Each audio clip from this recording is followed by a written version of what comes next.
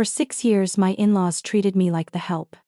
That wasn't me being dramatic after one bad dinner or one nasty comment. That was the actual role they built for me inside their family mansion with polished smiles and soft voices and a whole set of rules no one ever said out loud. I cooked. I cleaned. I bathed Grandpa.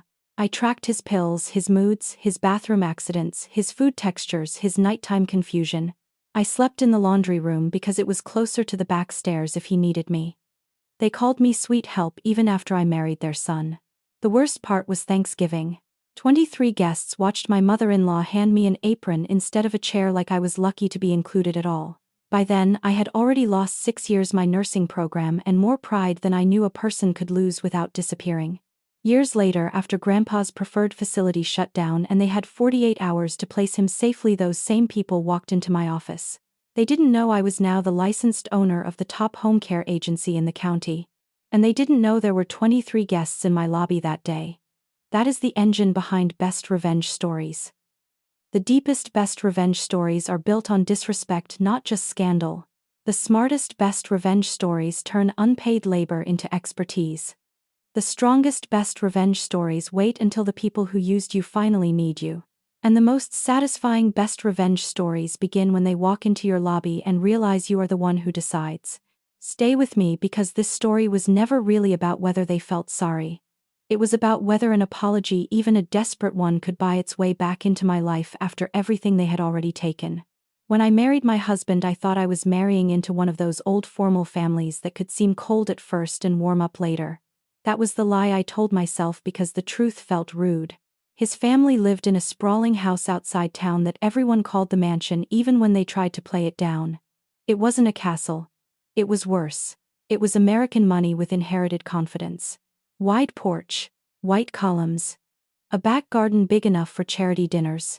Family silver polished for holidays. Portraits in the hallway.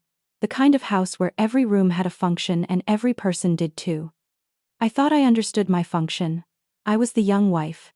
The one who would eventually finish nursing school, work long shifts, host tasteful Christmas dinners, and maybe laugh later about how intimidating my husband's mother had been in the beginning. Back then, I was still in my nursing program. I was tired all the time, broke in the normal way. Students are broke, and proud of myself in the quiet, private way that matters more than people think. I had a plan. It wasn't glamorous, but it was mine. Finish school, get licensed, work hard, build a real life. Then Grandpa fell. It started with a hip scare that turned into mobility issues, medication changes, and the slow unraveling that families like my husband's always think they can manage with money, furniture, and denial. One week it was he's just weak from the hospital. Then it was he gets confused at night. Then he really listens to you. Then could you just help for a few weeks until we figure this out? A few weeks is a dangerous phrase when it lands in the lap of someone who has been taught that love is measured by how much she can absorb without complaint. At first I said yes because it made sense. I knew enough from school to understand what was happening. I knew enough to see the cracks before they admitted there were cracks. Grandpa needed consistency. He got agitated if too many people handled him. He hated thickened liquids but choked if someone rushed him. He'd refuse a walker from anyone he thought was talking down to him. He slept in bursts. He sundowned. He embarrassed easily.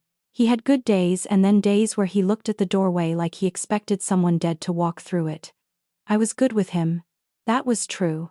What I didn't understand yet was how quickly a true thing can be turned into a trap. My mother-in-law was the first one to do it cleanly. She never barked orders. That would have been easier to fight. She used praise like rope. You're just so natural with him. You have the gentlest touch. He calms down for you faster than he does for professionals. We're so lucky to have your heart in this house. Then came the little shifts. Would I mind staying over one extra night because the caregiver they interviewed seemed rough? Would I mind missing one clinical because Grandpa had a bad morning and he doesn't respond well to strangers? Would I mind moving some of my things to the laundry room just temporarily because the downstairs guest room needed to be closer to visiting relatives, and the laundry room was right near the service hall?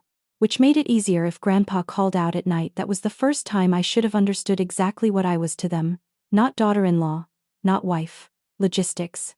The laundry room had a narrow daybed shoved between shelves of detergent and extra table linens.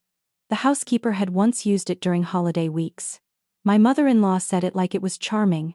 It's not ideal, sweetheart, but it's practical. Practical for who was the question no one asked. My husband didn't object. He kissed my forehead that first night and said it was just until things settled down. Things never settle down when a family has discovered one member will surrender herself before anyone else has to feel inconvenienced. The laundry room became my room. Not officially. Officially, I still had a place in the family. In practice, I was the one who heard Grandpa first when he woke disoriented. I was the one who changed sheets after accidents, who knew which spoon didn't trigger his pride, which sweater didn't scratch his neck, which old songs could get him to lift his head and eat 3 more bites. I learned the timing on his diuretic. I learned the warning in his face before a bad spell. I learned how to smile like none of this was erasing me. The family noticed what I could do. They also noticed what it saved them. My father-in-law disappeared into work. My husband stayed late at the office, more and more, always stressed, always grateful, always just one promotion or one quarter or one crisis away from finally making it up to me. My mother-in-law managed the image of the whole thing. She spoke about keeping Grandpa home with dignity to friends over lunch, and I handled the parts of dignity that smelled bad and woke up screaming at 2 in the morning. That's when sweet help started. At first I thought I had misheard it. One afternoon, a florist came through for a charity luncheon. My mother-in-law saw me carrying a tray of soft foods to Grandpa's den and smiled at the florist. "Oh, don't mind her. That's our sweet help." She said it with affection. That was what made it so poisonous. Not our daughter-in-law. Not my son's wife. Not even her name. Our sweet help. The florist smiled at me the way people smile at service staff in rich houses. Friendly. Distant. Categorized. I waited for my husband to correct it later. He didn't. When I brought it up that night, he looked tired before I even finished my sentence. "She didn't mean it like that." "How did she mean it?" He rubbed his face. "You know what I'm saying?" "No, I didn't." That was the problem. Because every time something happened, there was another translation I was expected to perform for them. A softer version. A kinder interpretation. A more forgiving lens. "He didn't mean to leave you alone with Grandpa all weekend. She didn't mean to move your textbooks out of the sitting room. They didn't mean it when they laughed and said you ran the house better than hired staff. She didn't mean anything by asking if nursing school was really worth the debt when you already have such a gift." Nothing meant anything. And somehow all those meaningless things kept shaping my life. I missed one semester, then another.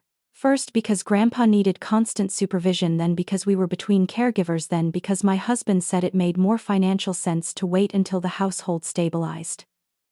There was always a reason. Practical, temporary, sensible.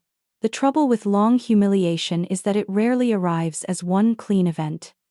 Most of the time it comes as 1,000 tiny permissions other people take with your future. I stopped being invited to sit down during weekday lunches because someone needed to prep Grandpa's meal. I started eating standing up in the kitchen more often than I noticed.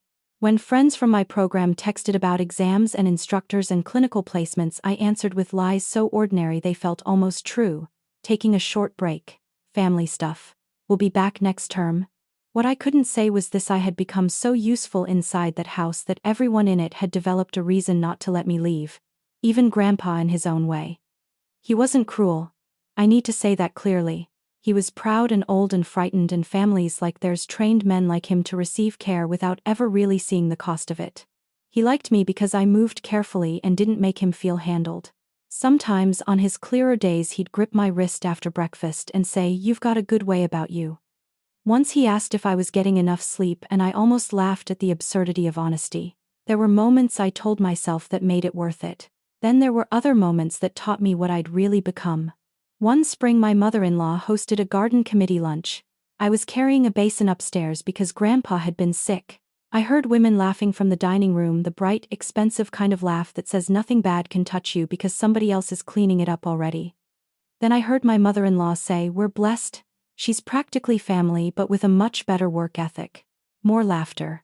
I stood in the hallway holding that basin, not moving. It's hard to explain what that does to a person. When the room below you turns your life into a joke, you either break right there or you begin splitting yourself in half.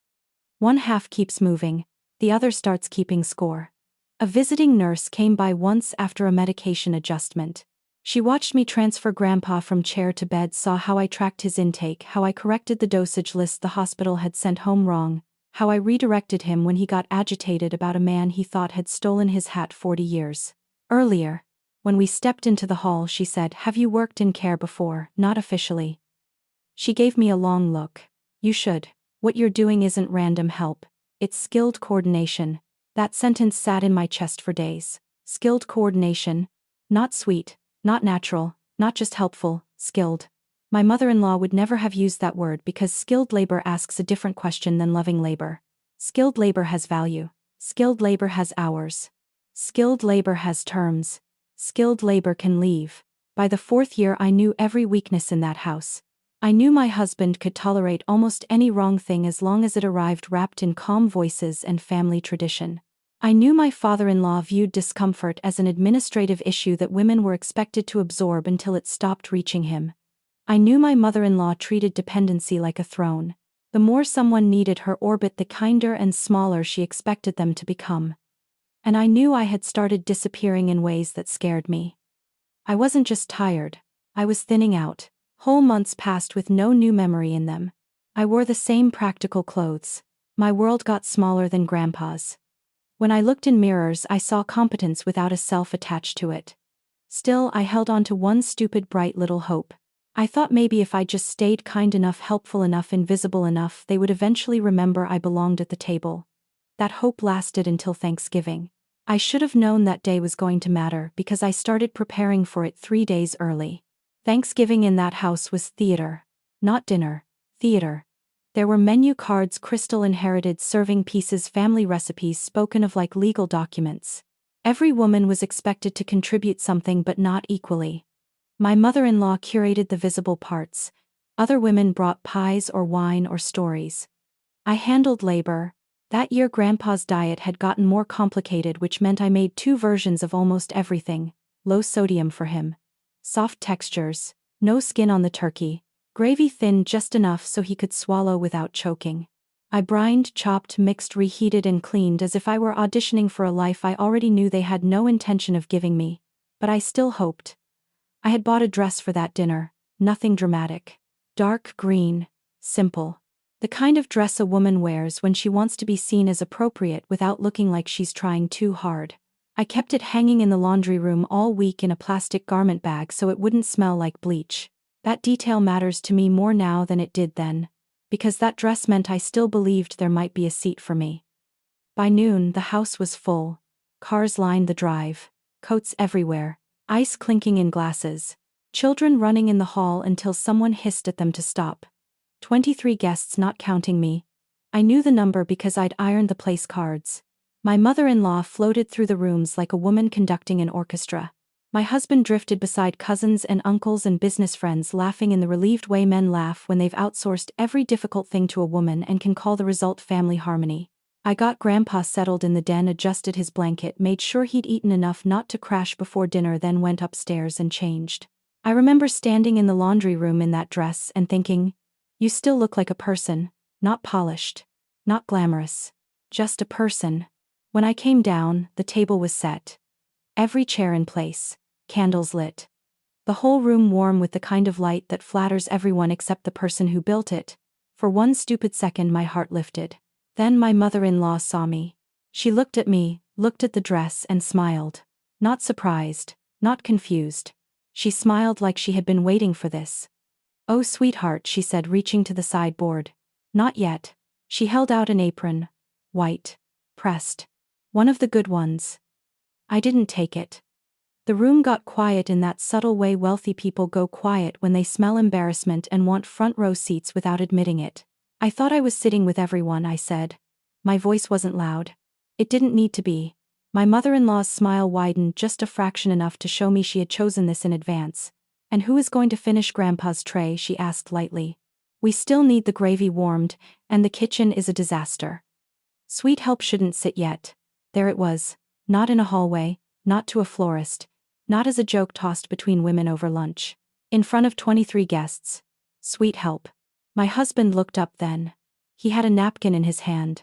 He did not stand. One of his aunts looked away. A cousin smirked and then masked it with a sip of wine. A family friend fiddled with his glasses like maybe that would excuse him from having eyes. I looked at my husband. That was the moment everything still could have changed. He could have said, "Mom, stop." He could have stood up and pulled out a chair. He could have crossed the room and taken the apron from her hand and ended it. He did none of those things. He held my gaze for 1 second, then glanced toward the guests, already calculating how ugly honesty might look in public. Then he said the words that killed whatever was left of my marriage. "Please, not today. Not today." As if I were the one choosing a scene. As if humiliation only counted if the person being humiliated refused to cooperate. My mother-in-law kept the apron extended between us. She wasn't angry. That was the cruelty of it. She was serene. Certain. Teaching a lesson. The lesson was simple: know your place. And for a few seconds I did what I had always done inside that house. I stood there absorbing it, translating it, trying to decide whether surviving the moment quietly might somehow cost less than resisting it. Then one of the guests, a woman I barely knew, gave me that soft pity smile people reserve for waitresses dealing with rude tables. That did it. Not because her pity was cruel. Because it was accurate. I took the apron. My mother-in-law looked victorious. My husband looked relieved. And everyone sat down. I went back into the kitchen, tied the apron over my dress, and finished the gravy with hands that had gone so steady I scared myself. I plated Grandpa's food, cut it small, checked his drink, carried it to the den, and heard the first burst of laughter from the dining room as forks hit plates. There are humiliations so sharp they make noise. This one made silence. I fed Grandpa in the den while the rest of them started dinner without me. He looked at my apron, then at my face, and something in his expression changed. He understood enough to know he had been used as a reason. He tried to apologize for needing me. That nearly broke me more than the room had. I told him it wasn't his fault. That was true too. After I got him settled, I went back to the kitchen and worked through the whole meal, refilled dishes, cleared plates, wrapped leftovers, wiped counters, smiled when spoken to. Moved like someone who had finally stopped mistaking endurance for dignity. At some point my husband came in for another bottle of wine. He didn't say sorry. He said, "Can you just get through tonight?" That sentence was so small, so ordinary. It told me more than any confession could have. Because men only say that when they've already decided your pain is less urgent than their convenience. I looked at him and said, "I think I just did." He frowned like he couldn't tell if I meant the dinner or the marriage. Maybe I meant both. The guests lingered late. Coffee, pie, stories, the usual warm fog of holiday performance. I cleaned until the house looked untouched by effort. When the last car finally left, I found my husband in the library with his tie loosened, scrolling his phone like the night had mostly exhausted him. I stood in the doorway, still wearing the apron over that green dress. "Why didn't you stop her?" He didn't answer right away, which told me there wasn't going to be a good answer. "You know how my mother is." I laughed once. Not because it was funny, because something inside me had snapped so cleanly it made laughter sound possible. "No," I said. "I know how you are." His face hardened then, not with guilt but irritation. It offended him that I had made this about him. "That's unfair." "Is it?" She was trying to keep dinner moving. "Grandpa needed." "Don't." That was the first time in 6 years I cut him off before he finished a sentence. "Do not use your grandfather to explain what she did." He stood up. "You're emotional." I looked down at the apron. Interesting word choice. He exhaled and went for the tone men use when they want credit for calm in a crisis they helped build. "You took it wrong." "No," I said. "I took it exactly the way 23 other people took it." The next thing he said mattered almost as much as the apron. "Mom was embarrassed by the way you froze." I stared at him. Not by what she did. By the way I reacted to it. That was the whole architecture of that family in one sentence. Harm was manageable. Witnessing harm was the real problem. The victim's face was always more disruptive than the cruelty that caused it. I asked him then if I could go back to school in the spring. I don't know why I picked that moment, except maybe because humiliation strips away all fake priorities. You get very clear very fast. He rubbed the back of his neck and said it wasn't the right time. Grandpa's needs were increasing. The house was under strain. His parents were helping us more than people realized. We had to think practically. Maybe next fall, maybe. That word again. Practicality is how people bury women alive and still call themselves reasonable. I didn't scream. I didn't throw anything. I didn't deliver one of those speeches people write later and wish they'd said in the moment. I went upstairs, untied the apron, changed out of the dress, folded it carefully, and sat on the daybed in the laundry room until the dryer cycle ended. That humming machine was the last domestic sound of my old life. Because once you finally see the structure, you can't go back to calling it a misunderstanding. A misunderstanding happens once. A system happens every day. The week after Thanksgiving, I noticed everything differently. Not because the house changed, because I did. I started hearing the language they used the way an outsider would hear it. My mother-in-law saying, "Could you just," and meaning I have already decided you will. My husband saying, "Let's not turn this into a thing," and meaning please continue suffering quietly so I don't have to choose. My father-in-law saying we all make sacrifices when he meant other people's sacrifices. I also noticed something else. I had learned a profession in that house, just not the one I meant to. I knew transfer routines, med timing, incontinence care, mood redirection, feeding safety, skin breakdown prevention, sleep triggers, physician follow-up, refill management, family escalation patterns, emergency go-bag packing. I knew what happened when an old man's fear met a family's denial. I knew which promises relatives made because they were loving and which ones they made because they assumed someone else would do the work. A few days after Thanksgiving, a visiting nurse came to assess Grandpa after a rough night. She found me in the hall updating the med list because the last prescription change hadn't made it into the binder correctly. She watched me for a minute, then said, "You should be billing somebody." I looked up. She wasn't joking. "Families do this all the time," she said. "They call it love until placement gets complicated. Then suddenly they discover the value of labor." Placement. That word lodged in me. I'd heard it before in school in discharge planning and whispered discussions about what happened when home stopped being safe and family stopped being capable. But that day it sounded different. More like prophecy than vocabulary. Because the thing wealthy families never fully understand is that control over a patient and actual ability to care for one are not the same skill. My mother-in-law believed she controlled the whole situation because it was happening in her house. She didn't. I did. And not because I was powerful. Because I was the one carrying the knowledge. That realization changed how I moved through those last weeks. I started writing things down for myself, not evidence for court, not revenge notes, just truth. What time Grandpa got agitated, which medication caused appetite crashes, how often agency aides quit after one trial shift because the family wanted private nursing standards while paying companion rates, how many unpaid hours I was covering without anyone naming them.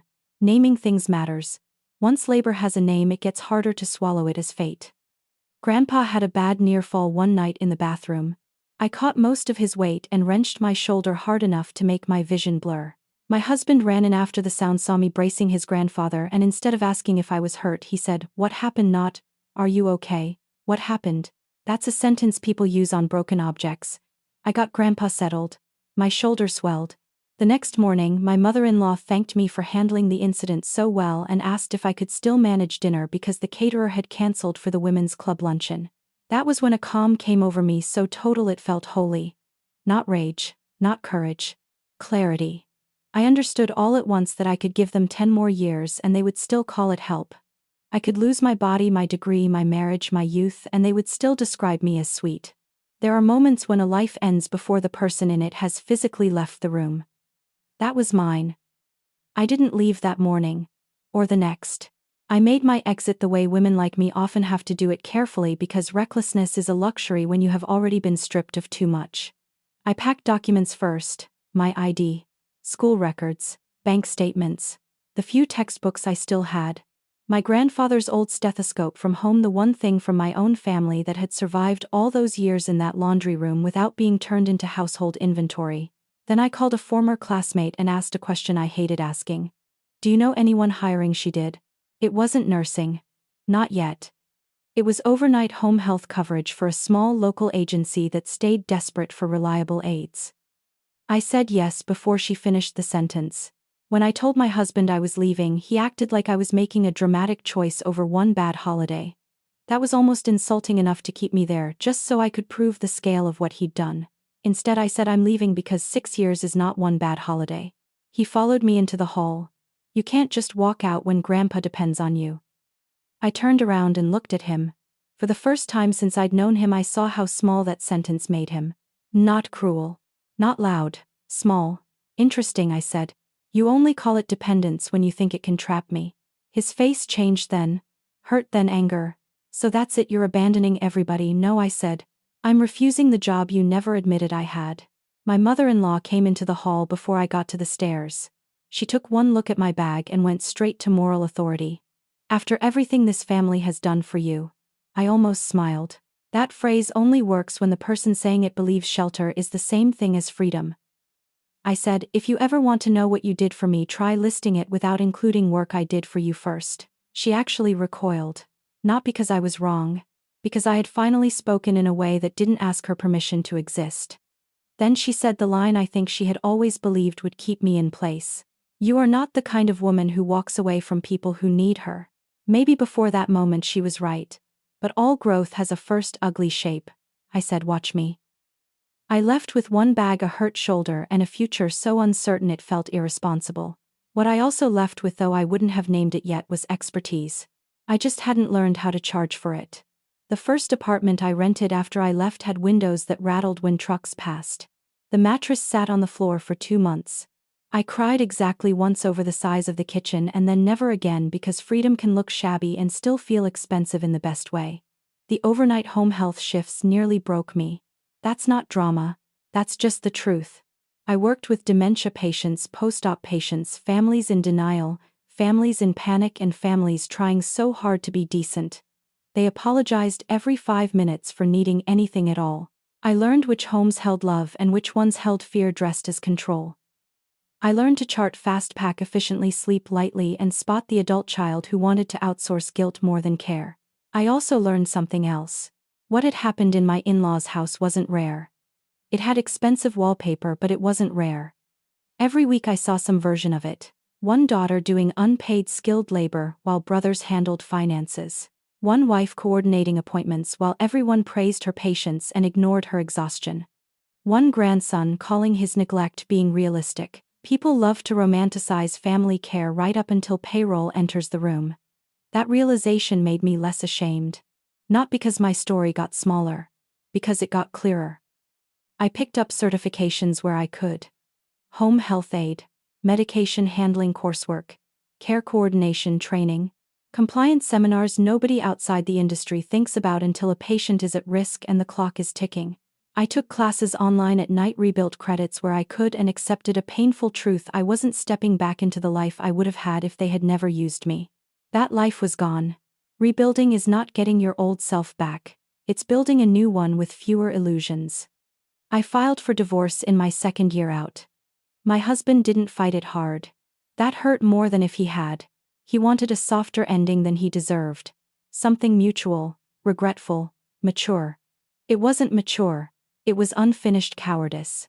When he asked once over coffee we should never have agreed to whether there had been a path where I left the house but not the marriage, I told him the truth. No. Because the house wasn't the thing that failed me. You were. He looked down for a long time after that. I don't know whether he finally understood or just ran out of language. Either way, it didn't matter. The agency where I started was small, underfunded, and held together by women who knew too much to be impressed by anybody. That was exactly what I needed. No mansion manners. No delicate euphemisms. If a family was abusive, we called them abusive. If staffing was unsafe, we called it unsafe. If a care plan asked for private duty nursing under companion rates, we said no. The first time I heard my supervisor say, "That's outside scope and outside contract," I nearly cried. Not because it was dramatic. Because boundaries spoken out loud sounded like luxury after the life I had lived. I moved from overnight shifts into coordination, then intake, then operations. It happened slowly and then all at once, the way real career movement does. Part competence, part timing, part being the person in the room who could hear the panic underneath a family's polished summary and turn it into a plan before the patient paid the price. I got good at the hardest part of home care. Not bathing. Not feeding. Not schedules. Translation. I could sit across from a family and understand what they were really saying. "We want him comfortable at home" sometimes meant "we do not want to admit we can't handle this." "We only need light support" often meant "we are already drowning but shame is cheaper than staff." "She's difficult with outsiders" often meant "one exhausted woman in this house has been carrying everything and is afraid if she says yes to help everyone else will disappear completely." I knew those codes because I had lived them from the inside. And because I knew them, I built policies around them: no hidden housekeeping under personal care contracts. No family members verbally abusing staff and calling it stress. No expectations of 24/7 emotional labor without defined hours. No pretending one woman's love can replace a staffed system. People think business growth comes from ambition. Sometimes it comes from finally being willing to name what harmed you and refuse to build your company that way. The small agency I worked for got bought, restructured badly, then nearly collapsed under leadership that cared more about expansion than care quality. I had enough sense by then to see the fall coming. So did the owner who had started it before the sale. She had retired once, came back in consultation when the new operators nearly wrecked everything, and she watched me clean up a weekend staffing crisis without raising my voice. A month later she asked me to lunch. She said, "You know where the money leaks, where families lie, where staff burn out, and where patients get hurt. That's rarer than a license." I said, "That sounds like damage, not talent." She smiled. "Same materials. Depends what you build." She became the closest thing I had to a mentor. Not sentimental, not maternal, useful. When a separate local agency began failing, not from bad care at first but from weak operations and high turnover, she called me and said, "There's your opening if you're serious." Serious was a funny word for it. I was terrified. I didn't come from money. I came from being treated like unpaid infrastructure in a rich house. The idea that I could buy into a care business, take over licensing responsibilities, restructure staff culture, and put my own name on a door felt almost obscene. Then I remembered how obscene it had felt to be handed an apron in a dress I'd bought hoping for a seat. One kind of obscenity destroys you. Another one frees you. I took the risk. I borrowed, carefully partnered, smartly kept overhead ugly and lean, and built the agency around the exact things my old life had erased. Staff got written boundaries. Families got written expectations. Patients got care plans that reflected reality, not denial. And I built intake around one cold principle that made people trust us fast: we never promised what we could not safely provide. That's how you become the top agency in a county full of people making emotional promises and operational messes. You tell the truth before the crisis, not after. Over the years, our reputation grew the unglamorous way. Hospital discharge planners learned our calls got returned. Rehab facilities learned our transitions held. Social workers learned our documentation was clean. Families learned that if we said yes, we meant yes, and if we said no, it was because pretending would endanger somebody. I hired women like me. Not in background, in eye. Women who had spent years being treated like just the one who helps. Women who knew how fast labor disappears inside love. Women who didn't need inspiration speeches because they already understood the price of being mistaken for endlessly available. My policies were never abstract. Each one had a ghost behind it. No assigning staff household tasks outside the care plan. Because I had once scrubbed roasting pans while wearing an apron over a holiday dress. No overnight call expectations outside contract. Because I had once slept in a laundry room so other people could call that arrangement practical. No family triangulation through "she prefers you." Because I knew how quickly being the preferred one becomes being the trapped one. No verbal diminishment of staff titles. Because words like sweet and natural and helpful can be knives when they're used to avoid paying respect. The first time I saw my name printed on a state document next to the agency license, I didn't feel victorious. I felt returned. Not to who I had been before. To someone I had never been allowed to become. And yes, I heard things about my former in-laws over the years. Small town county. Healthcare circles. Charity boards. Nothing stays private if it touches reputation, money, or elder care. I heard Grandpa had eventually been moved into a private facility my mother-in-law boasted about for months. The preferred one, the elegant one, the one with the piano in the common room, and the chef-approved menus, and the staff photos arranged like college admissions portraits. I heard she told people it was a relief to finally put him somewhere worthy of him. That phrase told me everything. Families like hers don't choose care. They choose status, and pray care comes attached. I also heard here and there about turnover. About complaints handled quietly. About missed med windows. About one aide who quit after 3 days because the family kept trying to direct care off-book through private texts instead of the formal channels. Every time I heard one of those things, I felt something I'm still not proud of. Not joy, recognition. Because systems don't collapse when the wrong people suffer. They collapse when the people who depended on invisible labor have to face how much skill that labor was hiding. 6 years after I walked out of that house, I was standing in my office reviewing the week's intake board when my operations coordinator knocked and said, "We've got an emergency referral coming from Rosebank." Rosebank. That was the preferred facility. She put the packet on my desk and kept talking. Licensing issue, abrupt closure of one wing, urgent relocations, families scrambling, hospital partners overloaded, discharge windows tightening. We handled those moments often enough that none of it surprised me. Then I saw the name. Grandpa's. My whole body went still. Not dramatic stillness. The kind that happens when the past walks into the room before the people attached to it do. My coordinator kept explaining the clinical flags: high fall risk, moderate cognitive decline, transfer sensitivity, history of resistance with unfamiliar staff, stronger response to familiar routines and voices. I knew all of that without looking at the page. When she finished, I asked, "What's the timing?" 48 hours max if they want a safe placement with continuity. Less if the family can't stabilize him where he is. 48 hours. The prophecy had finally put on a watch. That same morning, our front desk manager handed me the printed count for the winter family care orientation we were hosting in the lobby. It was a small event we did twice a year for client families, discharge planners, and community partners. Coffee, materials, questions, presentations. 23 guests had RSVP'd. I stared at the number for a second longer than necessary. Then I laughed once quietly in my office with the door closed. Not because fate had become poetic. Because life sometimes loops so precisely it feels less like justice and more like exposure.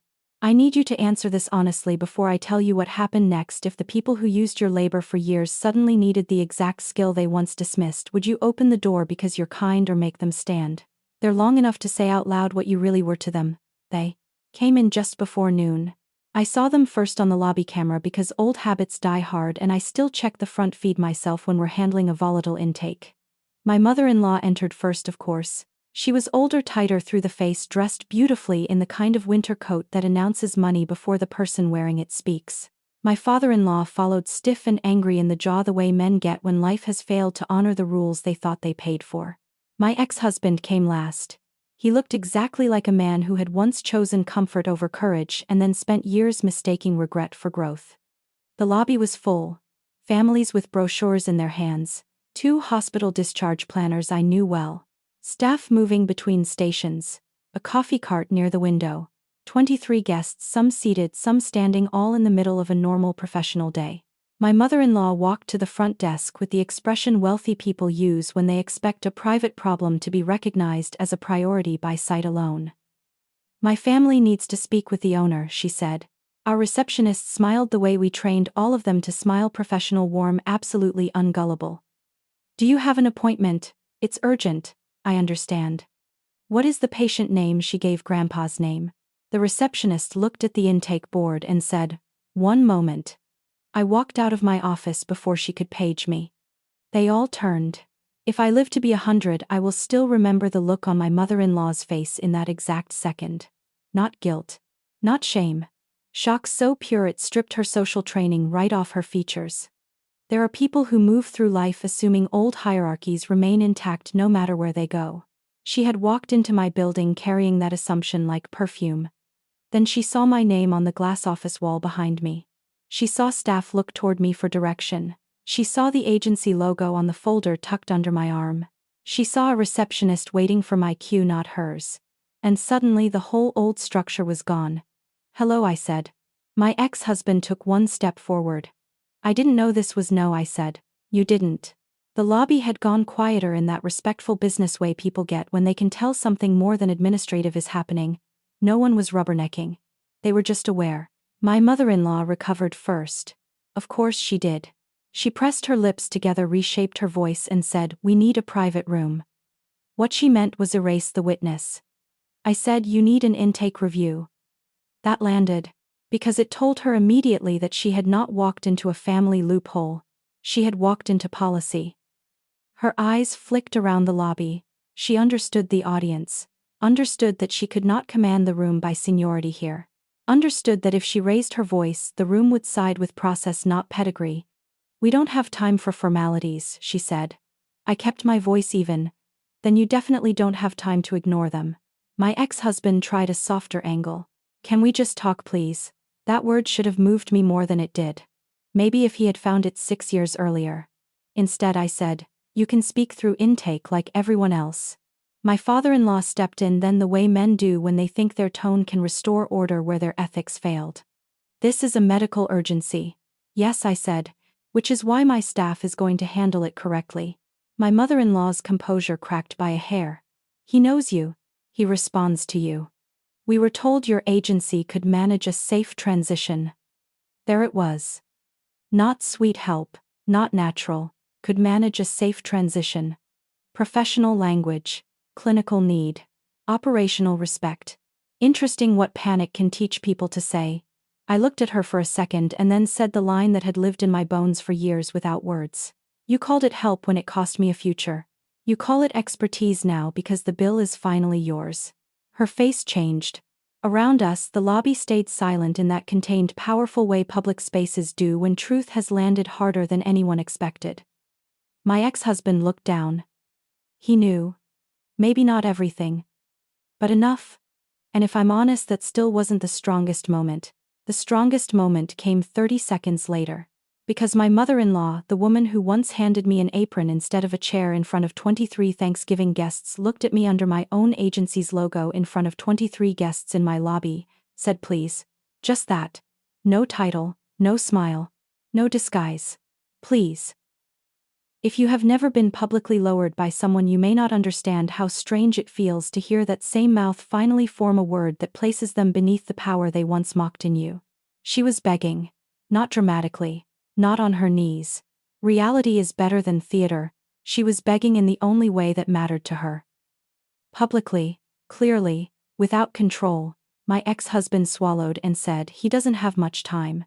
I looked at him and said he had 6 years of my time. He flinched like I'd slapped him. Maybe because that was the first time the math had been spoken where other people could hear it. A discharge planner near the coffee cart looked down at her notes. My front desk staff stayed perfectly still. One of our family clients, an older woman waiting for orientation materials, watched with the calm expression of someone who had seen enough life to know exactly what kind of scene this was. My mother-in-law tried once more to drag it back to private ground. We are not here to revisit the past. I said no. You're here because the past trained the person you need. That was the closest thing to a mic drop I have ever said without planning it. And because truth has its own timing, right then my intake nurse stepped up beside me with the packet and said quietly but audibly enough, clinically this case will need strict continuity and clear family boundaries if we take it. Family boundaries. In that moment, even the paperwork was on my side.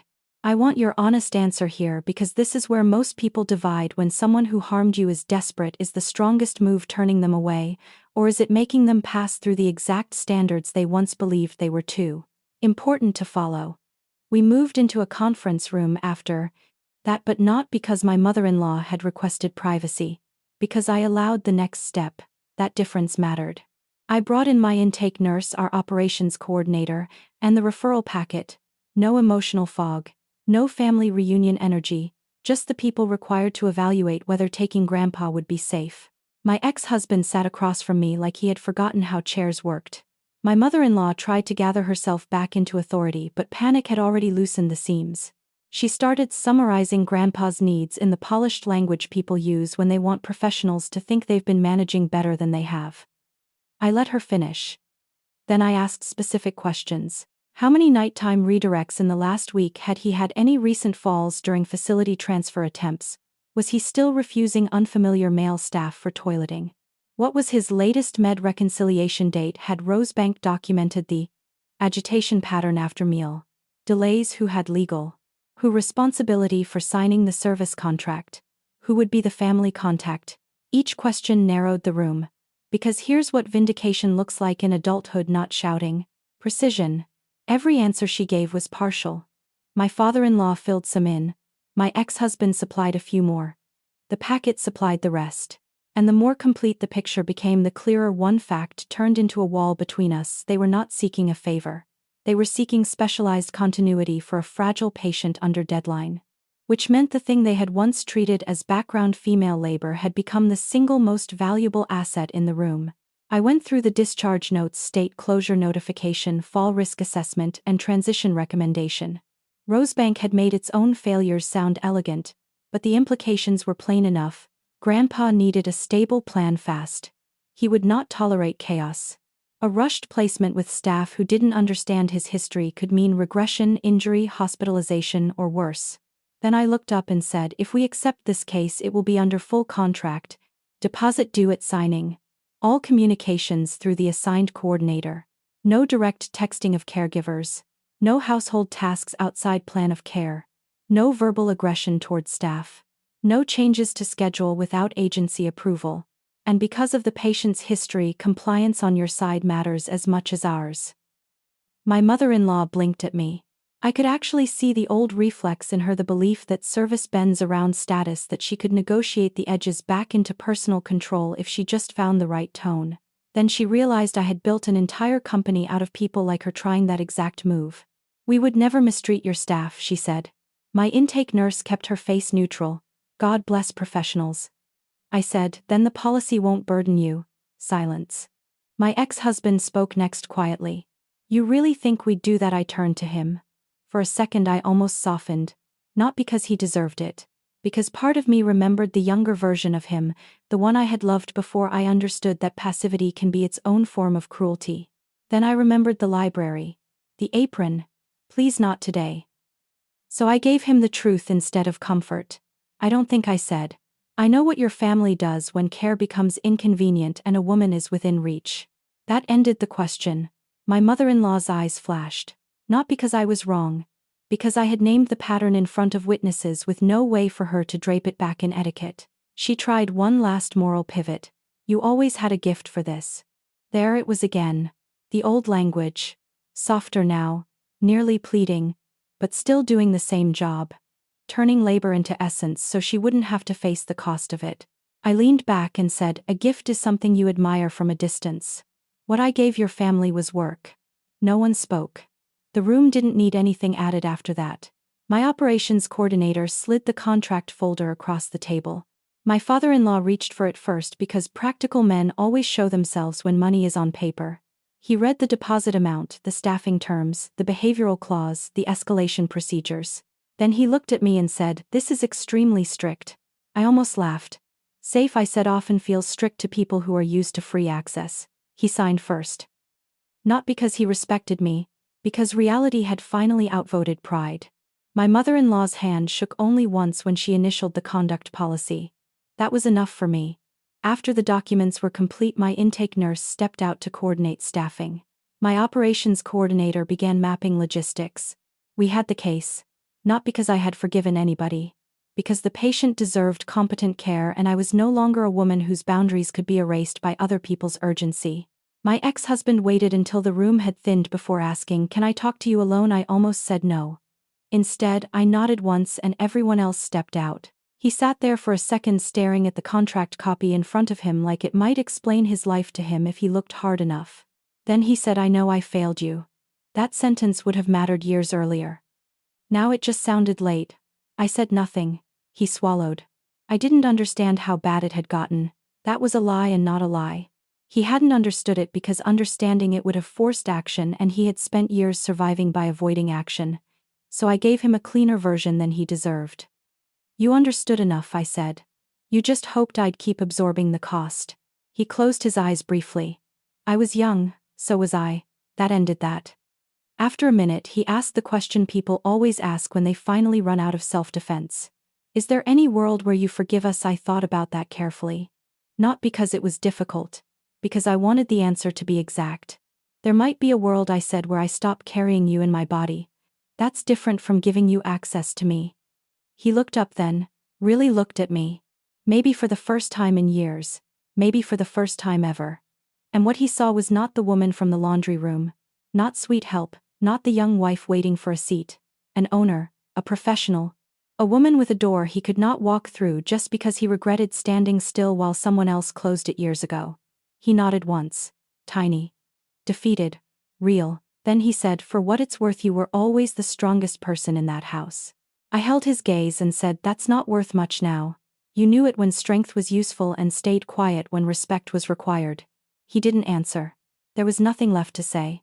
And I want your real answer to this one too. When someone finally admits your value after years of benefiting from your silence, is that forgiveness territory, or is that just evidence that they knew all along and chose convenience anyway? We took Grandpa's case that afternoon.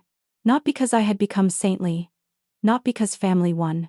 Because patient safety and personal reconciliation are not the same thing, and I had built my whole adult life around refusing to confuse them again. I did not go back to the mansion. That part matters. There was no triumphant return up the front steps. No dramatic walk through old hallways. No scene where I re-entered the house like a queen reclaiming territory. I didn't need the house. I had already taken back the self they tried to shrink inside it.